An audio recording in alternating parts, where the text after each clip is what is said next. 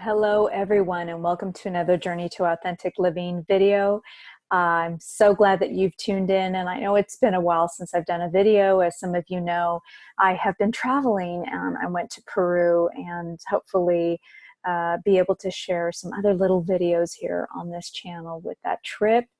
So I'm excited to be here, and I just got back from a wonderful workout with a good friend of mine and also with Stan, and it just was great. So that's why I'm all in my gym clothes and things like that. But I thought I would do a quick video here because I actually had someone, um, an acquaintance of mine, who asked me a question about projection. So I wanted to go ahead and just do a quick video on that.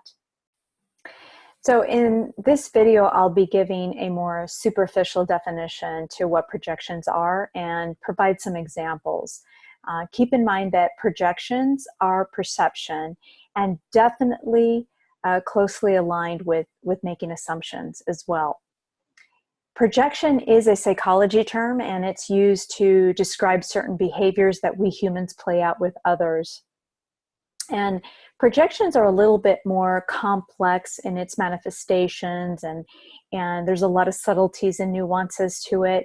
And I won't be providing all in-depth about projections here, but I do feel it's important to bring awareness to what projections are so that perhaps you can become aware for yourself when you engage in projections or when other people project onto you. I think that that's really important to become aware of that. Okay, and becoming aware means empowering ourselves. And when we empower ourselves, life really does look and feel, a lot more positive. And being empowered also keeps us away from victimhood or believing that everyone is doing something to us, but instead employing a more empowered attitude, a more proactive way of looking at things. And that enables us to see aspects of ourselves that we often can deny. The definition of projection is a defense mechanism people use to defend themselves against their own unconscious emotions onto someone else. And this can be in both negative and positive ways, but for the sake of this video, I'm going to be concentrating more on negative projections. People who engage in projections are people that repress, deliberately or not, unwanted and less desirable traits and attributes. In other words, they have a difficult time admitting to their unwanted feelings, for example, of could be jealousy, anger, or arrogance. Most people want to believe that they're doing the best they can, right? And that their judgment calls are good ones, and the decisions they make never fail. And if they fail, it's someone else's fault. However, it is important to learn that our perceptions can definitely get in the way of viewing others in the world in a more healthier and not so personal way. And it also helps us understand that we are also participant of what is going on around us. So let me go ahead and give you an example of a negative projection. So let's say that I'm in a group of people, and there's a particular person maybe that I may or may not know very well, but that every time they speak, I sort of cringe. And that I start to think to myself, or start to have these little whispers inside of myself about how rude and arrogant they are, maybe self-righteous and so forth. And so then my focus sort of seems to go onto them. Right? So this would be sort of an example of a negative projection, or the beginning of projections, for example. So obviously, if I'm unaware of that in myself, then I'm going to continue that habit. But if I'm a little bit more aware and I'm conscious, so to speak, the way that I can flip this situation around is by sitting with myself and reflecting and realizing that this person is actually showing me an aspect of myself that I've denied. Now, this doesn't mean that I too am rude and arrogant all the time, perhaps. Maybe I am, maybe I'm not so sure, but that I do possess those traits as well, just like anybody else, right? And it could also be that maybe I have repressed my anger, and I have done so for many years, maybe since I was a child. So when I see anger in another person, it irritates me. I'm not tolerant of it, for example. If I'm truly wanting to understand myself, then I have to ask myself, something like, if in my past, who or what forced me into sort of repressing my anger? What wounds do I have around that? Or perhaps this irritating person may reflect my poor self-esteem or lack of worthiness. However, until I understand and take responsibility to what aspects this person is bringing out in me, I will continue having issues with that person. Okay. So you may also be thinking that I'm giving these examples, right? How can someone who is a know-it-all, or the way that I perceive them to be as a know-it-all or arrogant in my point of view, bring that out in me? It's not that they necessarily bring that out in me, but in other words, they don't bring it out on me necessarily, literally. It's not like, okay, so I'm witnessing somebody that's irritating, thus I then behave literally in an irritating way, or I'm irritable. Okay. But the fact that I'm judging them, the fact that I'm projecting onto them that in my perception, I think that they're arrogant or self-righteous or whatever. Now, it could be that that person is that way, right? But the fact that we have an emotional charge or an emotional trigger is actually the key to revealing something deeper and greater within us. And that's the point I'm trying to make here. So, for example, let's take the example of the arrogant person, or somebody who I think may be arrogant, or thinks that they know, or I think that they know it all. Well, if I reflect, it may be that I become aware that I've never dared to speak up about my own knowledge, because maybe as a child or a teenager, I was told to shut up. Therefore, my voice wasn't heard. And to defend myself maybe against being criticized or some form of abuse, my knowledge or my intelligence kind of went underground.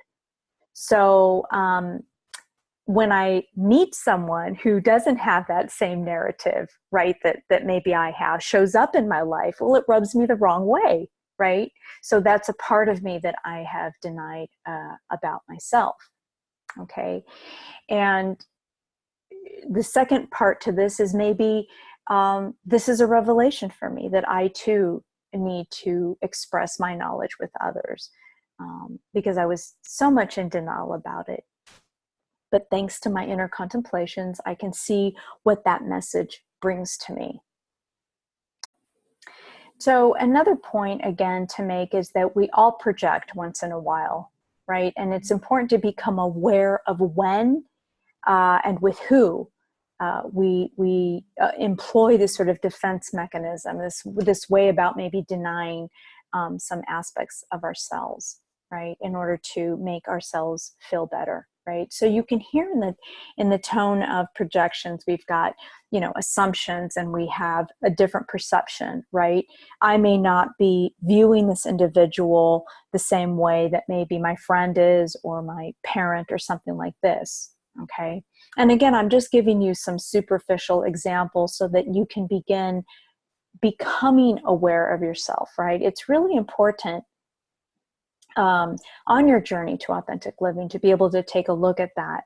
And especially in today's climate, now we have a lot of people that use a lot of blame and blaming other people and so forth. And this is called blame shifting, which is actually part of projection as well. There are other deeper pathologies associated to projections, but again, we're not going to be going into those for the purpose that it's not as popular, or how should I say, it's not a rampant problem.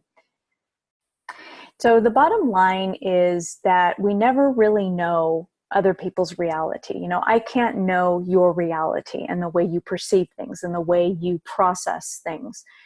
Through dialogue, we can do it. You know, if I'm invested in my relationship with you or vice versa, then we can help, right? Through dialogue, we can understand, well, what is it that I am feeling, right? And hopefully we can foster trust within a relationship. Sometimes we can't get close to other people, but again, it's always about looking within. It's always saying, you know, this person, it may be irritating to me because they're triggering something inside of myself. Either they remind me of someone, and or maybe, you know, I have my own trauma around it.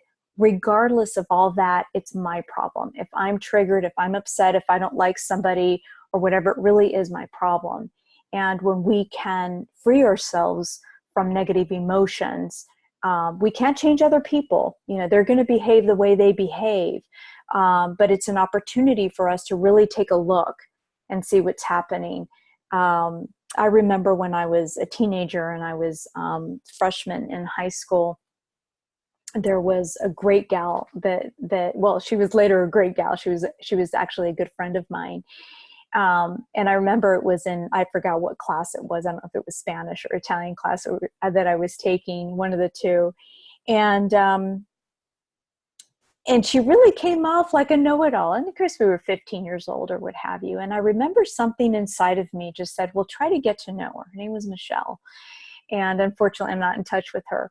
But I remember having this desire to say, let me challenge myself to try to get to know Michelle, if she is definitely approachable. And she was. And we ended up being very, very good friends. And she was just a very curious person, and she sort of came off a certain way. And, you know, in that brief time of being her friend, because then she ended up moving away from San Diego, but in that brief time, she really did bring out this trust where I was also able to sort of voice my opinions and have sort of this safe place to do so.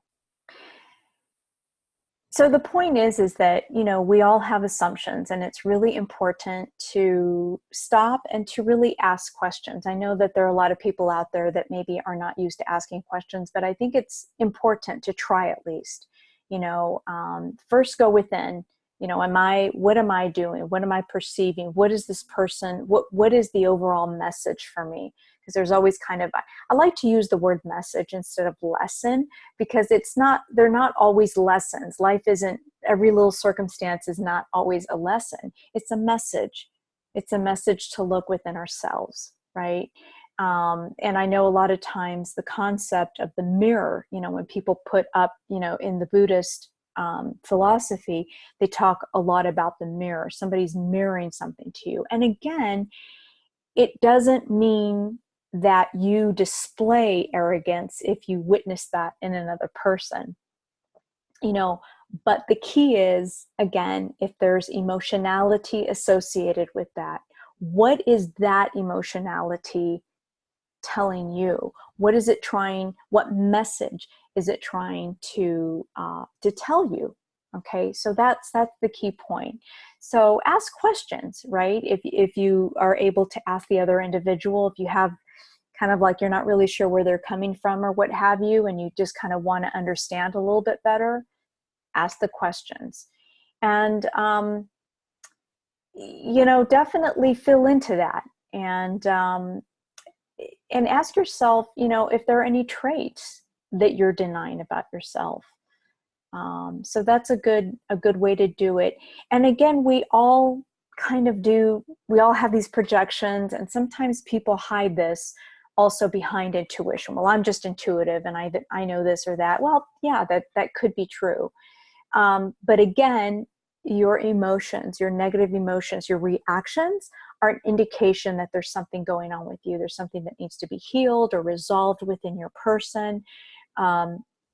You know, maybe this individual is showing you something that you need to bring forth into the world. So it really is not negative.